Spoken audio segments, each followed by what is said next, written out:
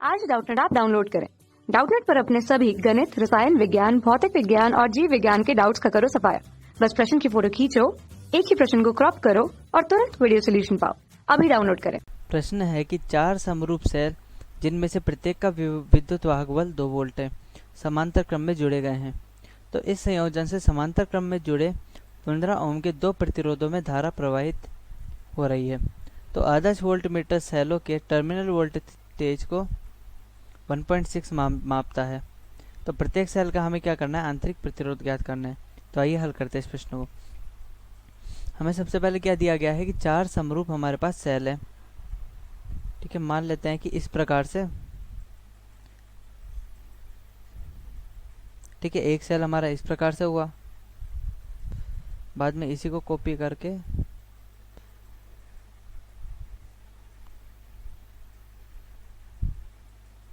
तो ये क्या हो गए, हमारे 4 सेल हो गए। ठीक है, अब इन चारों को हम समांतर क्रम में जोड़ देते हैं। तो ये चारों इस प्रकार से समांतर क्रम में, ठीक है, जुड़ गए और इनमें से प्रत्येक का विद्युत वाहक बल है 2 वोल्ट।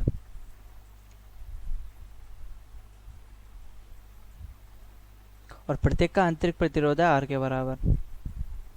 ठीक है, इनको हमने इस प्रकार से समांतर क्रम में जोड़ दिया। अब इस संयोजन से समांतर क्रम में जुड़े 15 ओम के 2 प्रतिरोध, यानी कि 15 ओम के 2 प्रतिरोध समांतर क्रम में जोड़े गए हैं, एक ये और एक दिए।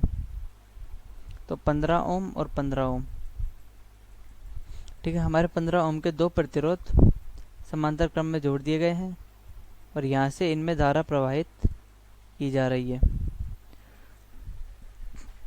ठीक है, ये प्लस माइनस हो गया, तो धारा यहाँ से जाएगी, इन दोनों में बढ़ जाएगी और फिर वापस आई धारा इधर पहुँच जाएगी। ठीक है, तो आदर्श वोल्टमीटर क्या करता है कि इन सेलों के टर्मिनल वोल्टेज को 1.6 वोल्ट मापता है। यानी कि हमने यहाँ पर और यहाँ पर एक वोल्टमीटर लगा दिया है। ठीक है, यहाँ पर और यहाँ पर हमने क्या किया, वोल्टमीटर लगा दिया। तो ये वोल्टमीटर क्या कर रहा है, इस वोल्टमीटर के अंदर वैल्यू आ रही है 1.6 वोल्ट की, यानी कि इन सेलों की जो टर्मिनल वोल्टता है वो 1.6 वोल्ट के बराबर है। ठीक है, हमें सेलों की टर्मिनल वोल्टता दे रखी है और ये जो टर्मिनल वोल्टता है ये प्रत्येक सेल की है, क्योंकि हम जानते हैं कि प्रत्येक सेल हमारे साथ समांतर क्रम में जुड़े हुए हैं। तो प्रत्येक सेल की जो टर्मिनल वोल्टता है वो क्या रहेगी हमारी, वो हमारी समान रहेगी। तो हमारी इन सेलों के बीच की टर्मिनल वोल्टता 1.6 वोल्ट है। तो हम कह सकते हैं कि यही 1.6 वोल्ट इन दोनों प्रतिरोधों के अंदर भी हो जाएगा। ठीक है, जिस प्रकार से हम जानते हैं कि इन दोनों बिंदुओं के बीच की वोल्टता 1.6 वोल्ट है, ये हमारे चालक तार है और ये हमारे दोनों इनके समांतर क्रम में जुड़े गए हैं। तो ये भी हमारे 1.6 वोल्ट और 1.6 वोल्ट के बराबर हो जाएगा। ठीक है, और इनके अंदर जो धारा होगी, धाराएं भी इनके अंदर बराबर ही जाएंगी क्योंकि दोनों के प्रतिरोध समान है। तो होता है I1 का मान हम मान निकाल लेते हैं।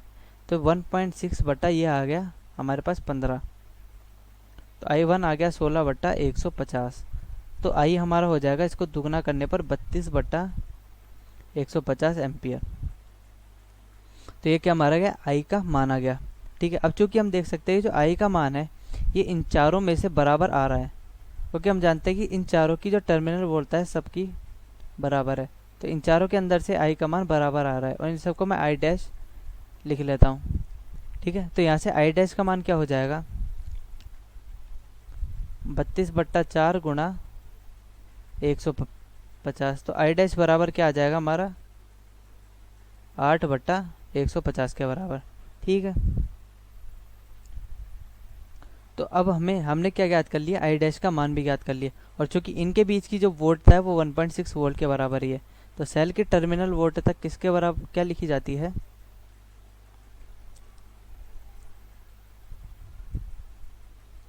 V बराबर लिखा जाता है हमारा E माइनस आई आर के बराबर, माफ कीजिएगा I स्मॉल r के बराबर। और यही से हमको क्या ज्ञात करना है, R का मान ज्ञात करना है। तो R के मान के लिए क्या लिखेंगे हम, R बराबर, हम V को इधर ले जाएंगे तो E माइनस वी बटा I लिखेंगे। तो R बराबर E माइनस वी, तो 2 माइनस 1.6 बटा I का मान है 8 बटा 150। तो R बराबर 0.4 गुणा 150 बटा ये क्या आ गया हमारे पास 8 आ गया। ये नीचे 10 हो जाएगा तो 10 से ये कट गया, तो R बराबर 60 बटा 8, तो 15 बटा 2 यानी कि R का मान आ गया हमारे पास 7.5 ओम। तो कहते हैं ऐसे सेल की टर्मिनल वोल्टता हमारे पास 7.5 ओम के बराबर हमें प्राप्त होती है। ठीक है, हमने पहले क्या किया, हमने चारों सेलों को समांतर क्रम में जोड़ रखा था। अब चूंकि हम जानते हैं कि चारों सेलों को समांतर क्रम में जोड़ेंगे तो इन सब की टर्मिनल वोल्टता बराबर होगी, क्योंकि सारे बिंदु एक साथ ही जुड़े हुए हैं।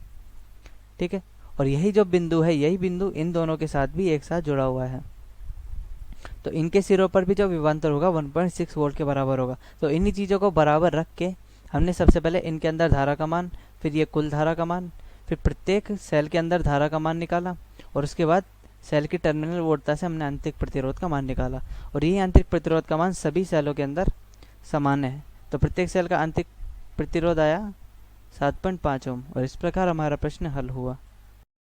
कक्षा 6वीं से 12वीं से लेकर नीट, IIT, JEE वो एडवांस के लेवल तक 1 करोड़ से ज्यादा छात्रों का भरोसा। आज ही डाउनलोड करें डाउटनेट ऐप या व्हाट्सएप करें अपने सारे डाउट्स 8400 400 400 पर।